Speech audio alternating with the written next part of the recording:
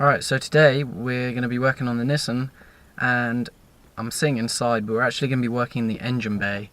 We're going to be removing my inlet manifold so I can gain access to a crankcase breather that runs underneath of that, because I have a suspicion that it's blocked and causing crankcase pressure to build and then oil to get squirted out of pretty much every seal on the bottom end of my engine. So basically we're just going to have a look, pull it off and just see what's what.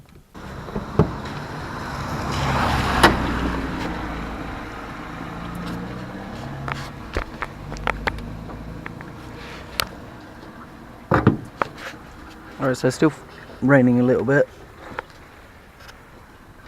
but I'm just going to bear with it, just start unbolting stuff. I got my raincoat on, so it should be good.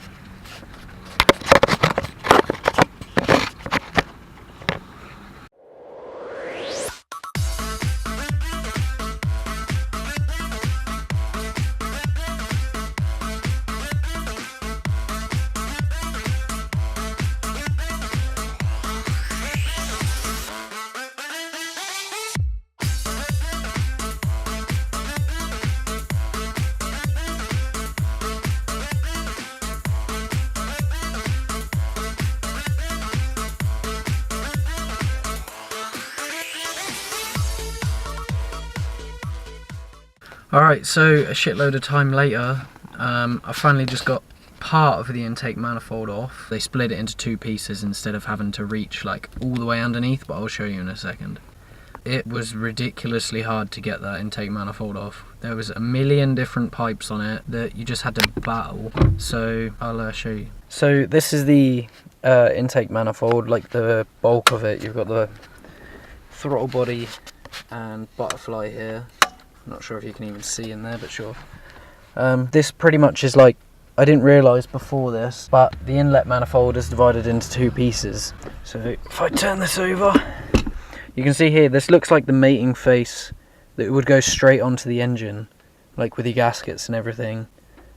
But there's actually another piece that fits on top of here that's still bolted onto my engine, because this took me far longer than I thought it would. First, I didn't bother about this piece. I was just going to try and take it off in one, but I soon realised that I physically couldn't get the bolts that were underneath these that were actually holding the entire thing to the engine. I'll just give you a quick look in the engine bay with the light. Yeah, so this is the other half of the intake manifold, and I just stuck this in here to stop any water or moisture getting in, but I've already pre-loosened these top bolts, but the bottom ones I couldn't get to without taking that other piece off, which I've now done.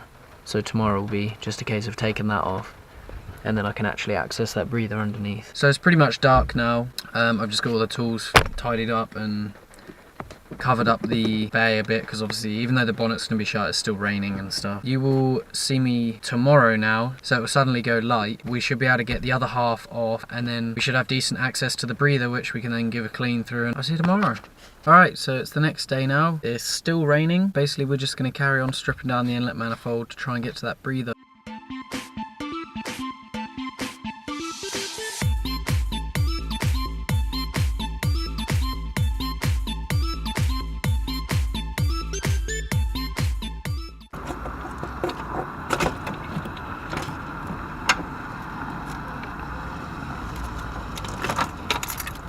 So I just got the other part of the intake manifold off, and that is what houses the injectors, the thermostat, water temperature sensor, and then when that was removed I managed to get underneath, which I'll show you in a second, and remove the breather pipe, which appears not to be blocked.